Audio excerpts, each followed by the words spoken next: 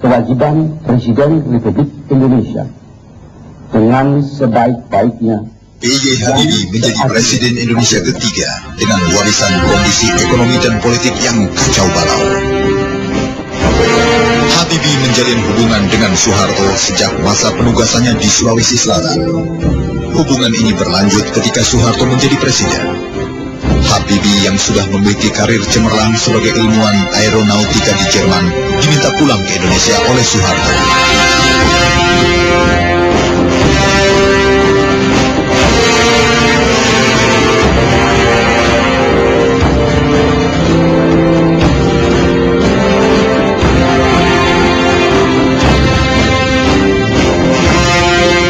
Hanya 1,5 tahun Habibie menduduki kursi sebagai orang nomor 1 di Indonesia. Sebelumnya selama bertahun-tahun menjadi Menteri Riset dan Teknologi. Kondisi kacau ekonomi dan politik mewarnai masa jabatan Habibie. Rupiah yang nilainya terus merosot, namun sempat menguat dan mencapai angka Rp6.000 per dolar di masa pemerintahannya. Selain itu, di masa Habibie dilaksanakan referendum Timor Timur, mendorong lepasnya provinsi ini dari Republik Indonesia. Kerusuhan dan kontak senjata mewarnai detik-detik terakhir Timor Timur menjadi negara baru yang merdeka.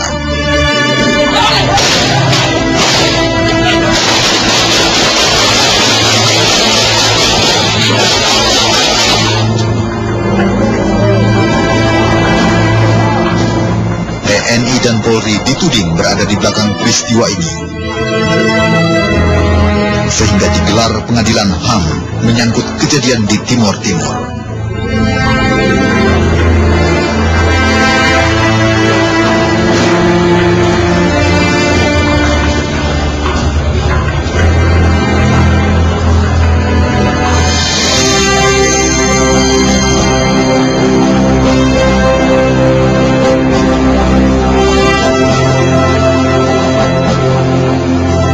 Organisasi TNI dan Polri juga dipisahkan dalam rangka reformasi bidang militer.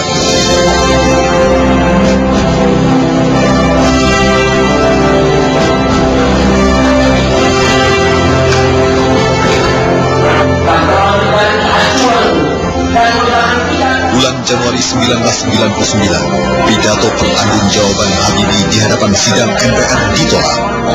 Habibie dianggap figur yang kental dengan kepemimpinan Soeharto, sehingga kehadirannya tidak diinginkan kembali.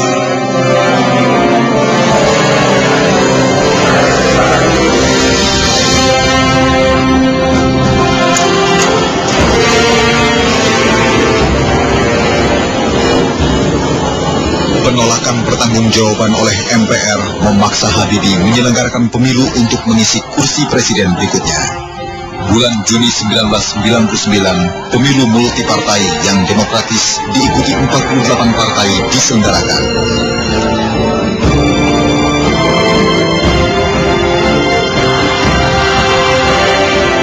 Bagi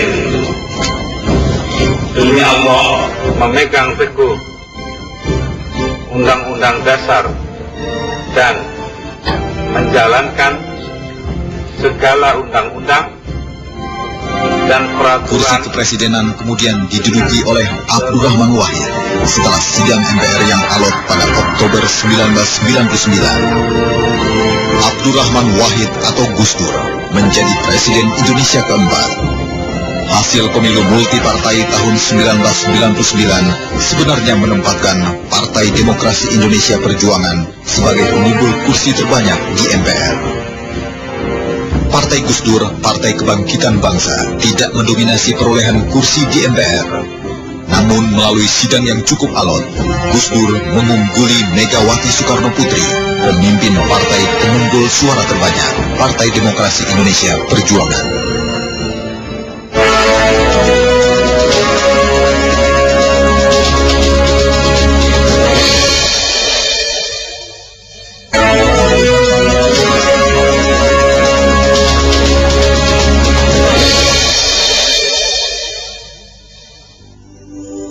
Menjelang jatuhnya Soeharto, Gus Dur dan beberapa tokoh nasional lain berkumpul di rumahnya di kawasan Ciganjur. Kepemimpinan Gus Dur cukup menonjol. Selain menjabat ketua organisasi Islam terbesar, Gus Dur juga merupakan cendekiawan yang disegani. Meskipun dipilih secara demokratis, bukan berarti Gus Dur menjalani hari-hari kepresidenannya dengan mulus. Beberapa kasus menerpanya, seperti Bulog Gate, Brunei Gate, dan kontroversi seputar ucapannya yang cenderung provokatif.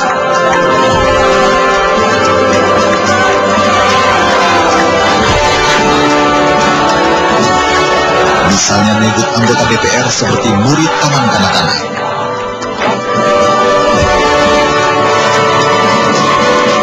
Di masa Gus Dur, beberapa pasal UUD 45 diganti isinya sesuai dengan era reformasi atau di amandemen, mencabut ketetapan MPR mengenai PKI sebagai organisasi terlarang, serta menaikkan gaji pegawai negeri.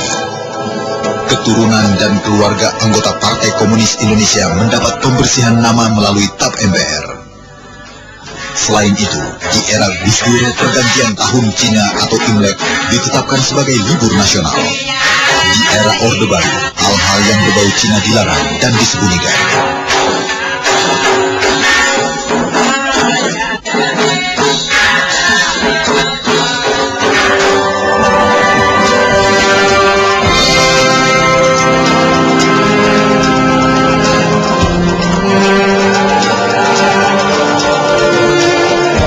Kasus Bulog membawa Gus Dur mengakhiri jabatan sebelum masanya berakhir.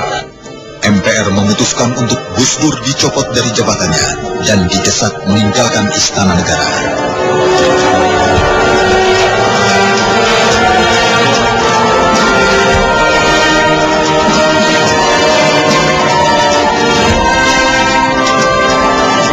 Bismillahirrahmanirrahim.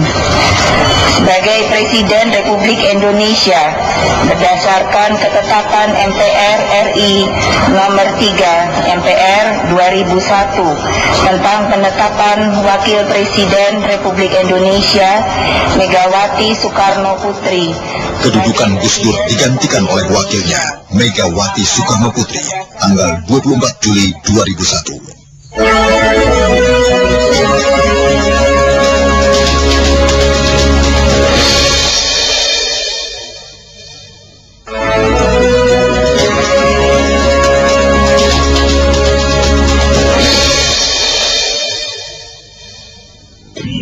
Megawati Soekarno Putri, anak Presiden Indonesia pertama.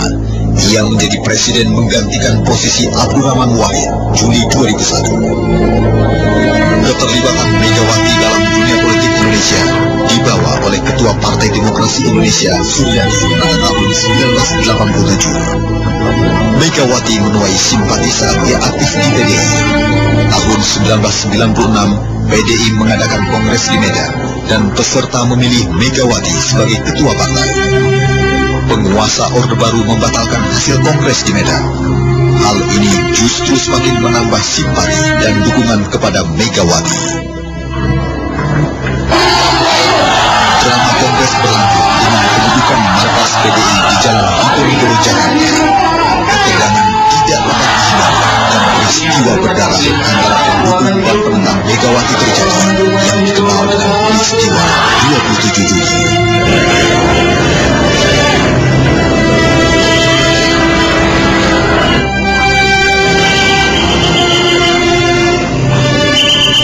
Era reformasi semakin menambah pamor Megawati. Ia membentuk partai baru, Partai Demokrasi Indonesia Perjuangan. Pemilu multipartai 1999 menjadi bukti dukungan nyata terhadap Megawati dan ia hampir menduduki puncak pimpinan negara. Hasil sidang MPR 2000 hanya menempatkan Megawati sebagai wakil presiden.